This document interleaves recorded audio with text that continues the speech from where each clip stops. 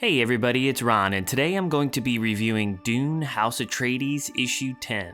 Things are starting to ramp up because the Harkonnens plan to frame Duke Leto at the Imperial ceremony using their new technology.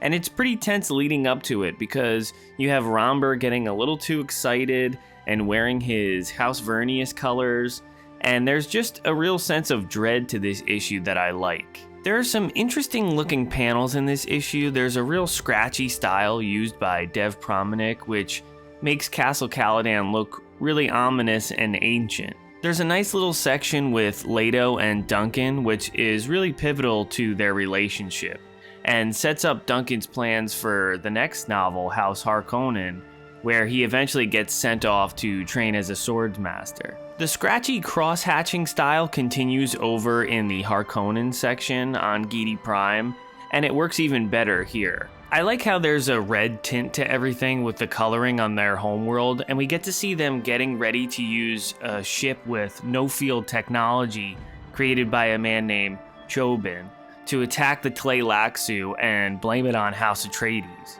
I really like how these comics and books that they're based on come up with cool scenarios and stories on their own, but also lay the groundwork for a lot of what eventually happens in Herbert's original novels. To me, it all flows together in a really seamless way. One little nitpick I have design-wise is the Atreides ships. I just feel like making them resemble hawks is a little too on the nose and gets a little too fantastical for me and a little too detailed. I guess that's just not what I pictured the ships looking like in the Dune universe, but everyone has their own designs in their head when they read the book, so it is what it is. On the other hand, these Harkonnen ships work a little better during this exciting section on Arrakis with Pardet Kynes and his wife. The action is really well drawn and dynamic, and this part also shows how far he's come with the Fremen and how loyal they are to him.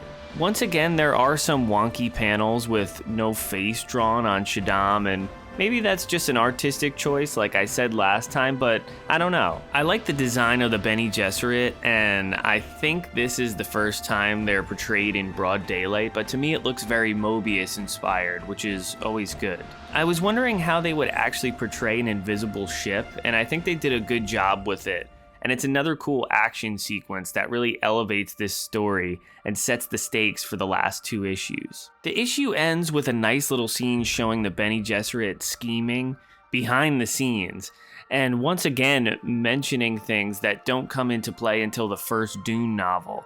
So that was cool to read. So yeah, aside from not really liking some of the design choices, I'm still really impressed with these comics.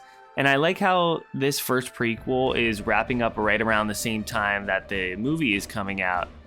It seems like there's new Dune material to talk about almost every week, so let me know what you guys think about this issue in the comments, and please be sure to like and subscribe if you're enjoying this content. Thanks for watching. Hey everyone, it's Ron here with a quick announcement. When I started this channel, I was reading and reviewing the Dune books and other sci-fi related material, and most of you might not know that I'm also a musician. So when I was reading these sci-fi books, I started to get inspired and decided to make my own soundtrack to use for my videos, and now I'm excited to tell you all about the first volume in the Ron Reviews original soundtrack collection. This album includes the first 17 tracks featured on my channel, and it's available now exclusively on Bandcamp. Be sure to check the description of this video for the link to the album. Thanks so much for the support so far. I know I'm just starting out, but I hope you're having as much fun as I am. So check out the original soundtrack Volume 1 on Bandcamp. This music is great if you want something moody and atmospheric to listen to while you're reading some science fiction. I think you're going to love it. Thanks.